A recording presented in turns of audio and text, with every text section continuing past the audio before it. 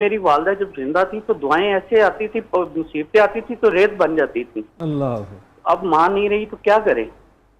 بڑا اچھا سوال ہے جو نوجوان نے کیا.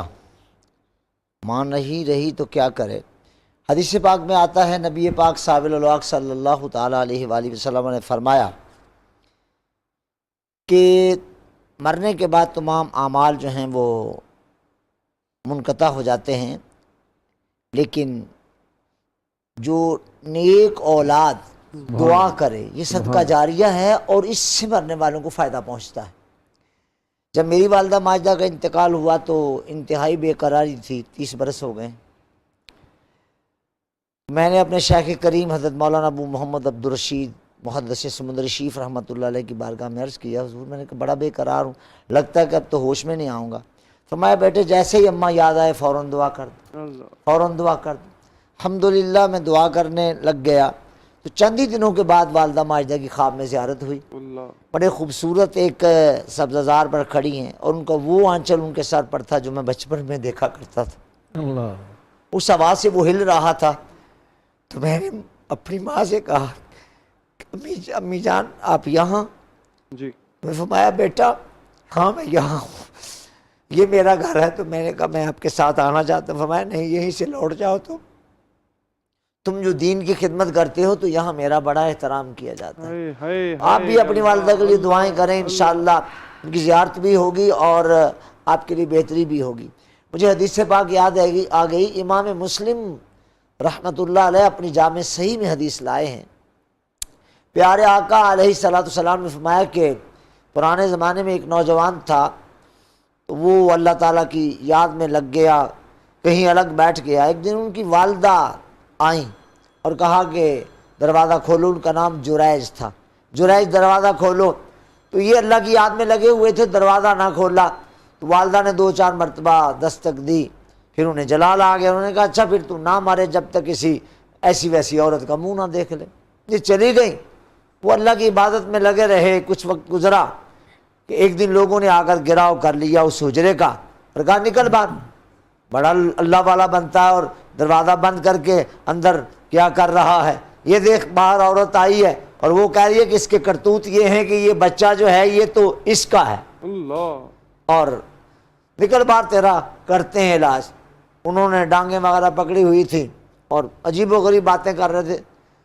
تو جریج نے اندر سے کہا کہ ایسے کرو کہ میری ماں کو اطلاع دے دو اور وہ یہاں آ جائیں. باہر اطلاع دی گئی، وہ آ گئی. ماں نے کہا سنا کیا ہوا؟ کہا ماں اور کچھ نہیں ہوا، یہ جو کہہ رہے ہیں ایسا نہیں ہے. وہ جو آپ کہہ گئی تھی نا تو یہ اس آپ کی ہوئی بات جو ہے اس کو صداقت کا جامع پہنایا جا رہا ہے. اگر تو آج معاف کر دے میں ابھی دروازہ کھولتا ہوں، یا اپنی آنکھوں سے دیکھ لیں گے، آپ بھی دیکھ لیں گے کہ میرا دامن صاف ہے، لیکن یہ اس کا ہے. تو انہوں نے ماں نے معاف کیا، اندر سے دروازہ کھولا. ہاں بھائی کیا کہنا؟ نے کہا یہ کیا کہہ رہی ہے؟ کہا پہلے مجھے ڈر تھا، اصل بات اور ہے. اب اس بچے سے پوچھو کہ اس کا باپ کون ہے. میرے آقا علیہ السلام نے فرمایا کہ وہ بچہ بول پڑا. 3 بچوں کے بولنے کا ذکر کیا وہاں. اب حدیث پاک لمبی ہے، سنانے کا وقت نہیں، اتنا حصہ. اس بچے سے پوچھا کہ ہاں بھی بتا تیرا باپ کون ہے. اس نے کہا جس کی طرف اشارہ کیا جا رہا ہے یہ نہیں، فلاں آجڑی جو ہے وہ میرا باپ ہے، اور یہ جو بات بیان کر رہی ہے میری ماں یہ جھوٹی ہے.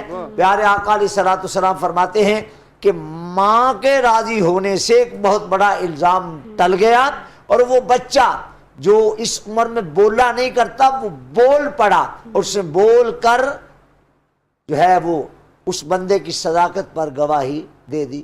لہذا ماں ایک ایسی ہستی ہے جس کو کسی صورت بھی ناراض نہیں کرنا چاہیے.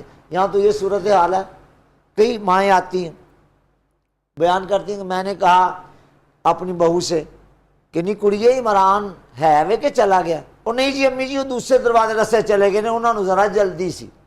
ماں بیچاری انتظار کر لی کہ عمران ابھی آتا ہے تو مجھ سے ملتا ہے. لہذا یاد رکھ لیں کہ اگر ماں کو ناراض کر دیا اللہ بھی راضی نہیں ہوگا، اگر ماں راضی ہو گئی اللہ راضی ہو گیا. باقی رہا باپ کا معاملہ، شاہ جی نے حدیث سنائی، میرے پیش نظر بھی حدیث پاک ہے. اس کا متن اس طرح سے ہے کہ نبی پاک علیہ السلام نے فرمایا ثلاث دعوات مستجابۃ، دعوت مظلومی و دعوت المسافری و دعوت الوالدی علی ولدہ، تین دعائیں اللہ رد نہیں کرتا، مسافر کی دعا رد نہیں کرتا، مظلوم کی دعا اللہ رد نہیں کرتا، اور باپ کی دعا بھی اللہ رد نہیں کرتا۔